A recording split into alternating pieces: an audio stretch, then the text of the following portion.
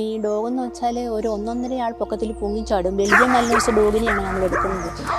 ഭയങ്കര അഗ്രസീവാണ്, അവർ ഭയങ്കര പവർഫുള്ളാണ്. ബിന്ദുവിന് ഇതിനെയൊക്കെ മാനേജ് ചെയ്യാൻ പറ്റുമെന്ന് ചോദിച്ചു.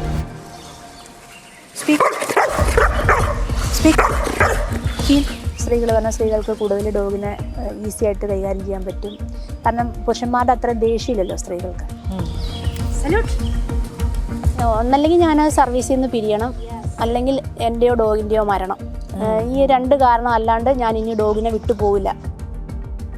ആദ്യമായിട്ടാണ് ഒരു ലേഡി ഡോഗിനെ കൊണ്ട് വരുന്നത് കാണുന്നതെന്ന് SPG-ക്കാരും പറഞ്ഞു. അവർ ഓൾ ഇന്ത്യ പോകുന്നതാണല്ലോ പ്രധാനമന്ത്രിയുടെ കൂടുതൽ, പക്ഷെ അവരെങ്ങും കണ്ടിട്ടില്ല എന്ന് പറഞ്ഞു. ഒരാൾ പോയാലേ ആ പാത പിന്തുടരാൻ ആൾക്കാരുണ്ടാവുള്ളൂ. ആദ്യം പോകുന്ന ആളുകൾക്ക് എന്തായാലും കുറേ മുള്ളും കല്ലും എല്ലാം ചവിട്ടേണ്ടി വരും. അത് നമ്മുടെ തെറ്റാണെന്ന് അതാ ഞാൻ പറഞ്ഞത്. നമ്മൾ ഡോഗിനെ എങ്ങനെയാണോ പഠിപ്പിച്ചു വെക്കുന്നത് അതുപോലെയാണ് അവർ ചെയ്യുന്നത്. ഇപ്പം കടിച്ചു കൊണ്ടുവരാനാ പഠിപ്പിച്ചെങ്കിൽ അവർ പോയിട്ട് പ്രതിനെ കണ്ടാൽ അവർ കയ്യെ കടിക്കും, കടിച്ചു കൊണ്ടുവരികയും ചെയ്യും. 1-2 സിനിമകളിൽ കണ്ടിട്ടുണ്ട് ഈ ഡോഗിന് റാങ്കിങ് ഉണ്ട് എന്ന് പറയുന്നത്. യഥാർത്ഥത്തിൽ അങ്ങനെ ഒരു റാങ്കിങ് ഉണ്ടോ? എൻ്റെ ഡോഗൊന്ന് എക്സ്പ്ലോസീവ് ആണല്ലോ.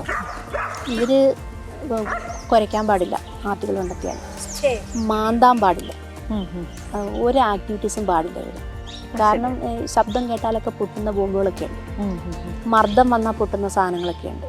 അപ്പം ആർട്ടിക്കിളിൽ ചവിട്ടാൻ പാടില്ല, മാന്താൻ പാടില്ല, ശബ്ദം ഉണ്ടാക്കാൻ പാടില്ല, ഒന്നുമില്ല. ജസ്റ്റ് സ്മെല്ല് ചെയ്യുക, അവിടെ ഇരിക്കുക.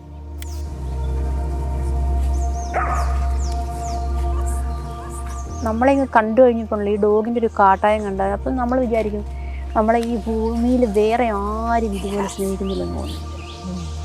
ഒരു ഉപാധികളില്ലാത്ത സ്നേഹം. അതെ അതെ.